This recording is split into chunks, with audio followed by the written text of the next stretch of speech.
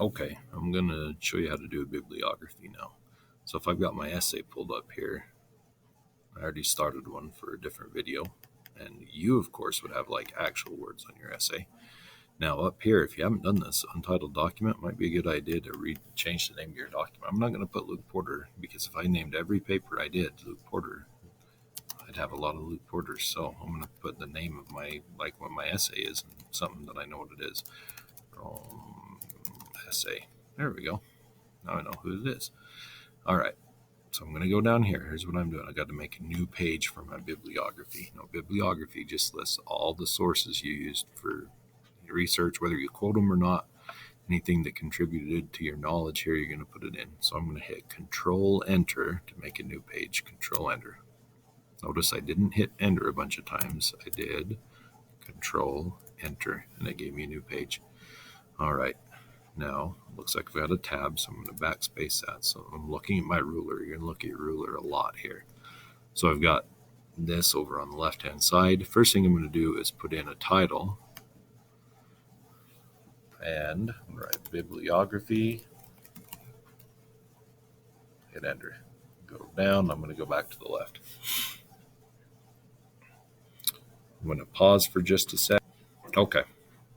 Now what I'm going to do is go in and get all of my sources, and I want to put them in alphabetical order.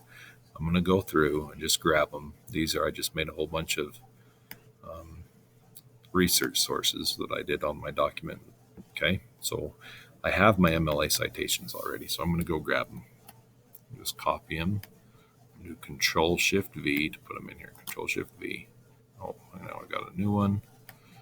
I'm going to go get this one. See, this is quick. I'm just going to go put them in, paste it.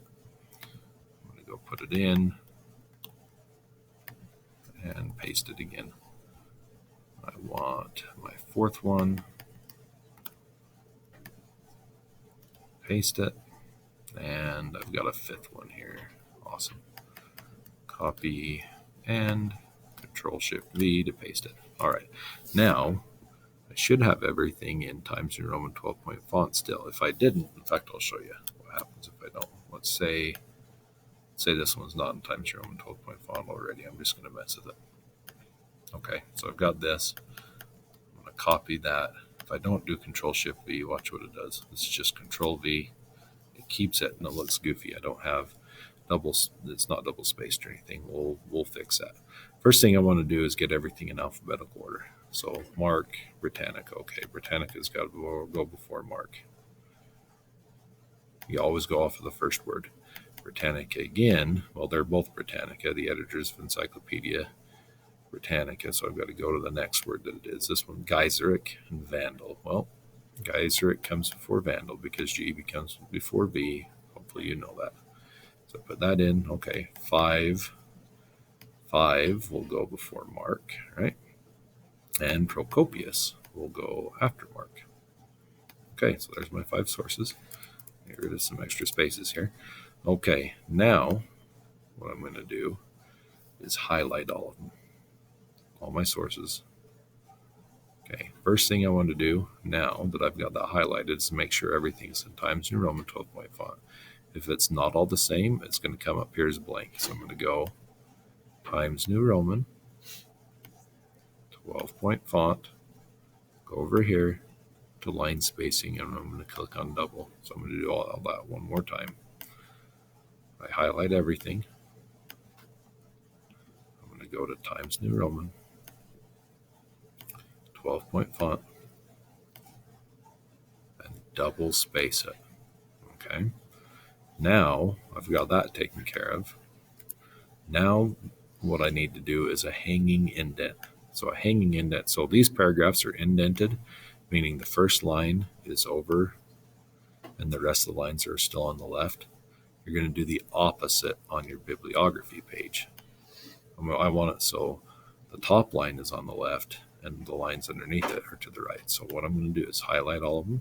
And now I got to look at my ruler again. I'm going to go up here where I've got the triangle. I'm going to grab that triangle on the ruler, and I want to move it over to 0.5. And it'll tell you 0.5, so I move it over to 0.5. I'm going to grab the rectangle on top of it, and I'm going to move that rectangle back to the 0. Okay. Oh, I'm good to go. No extra spaces. If there was an extra space like that, I'd want to get rid of it, just like this. Okay. So I've got everything set up nice. I'm going to go over it one. I'm going to show you that one more time. Backspace, or I'm going to redo that. Okay, undo. So one more time. I'm going to highlight everything. I'm going to pull it over to the right and back to the left. And that gets everything nice and lined up. And if nothing else, when you're all done, you can do Control A. That highlights everything. Make sure it's Times New Roman 12-point font and double spaced. I'm good to go.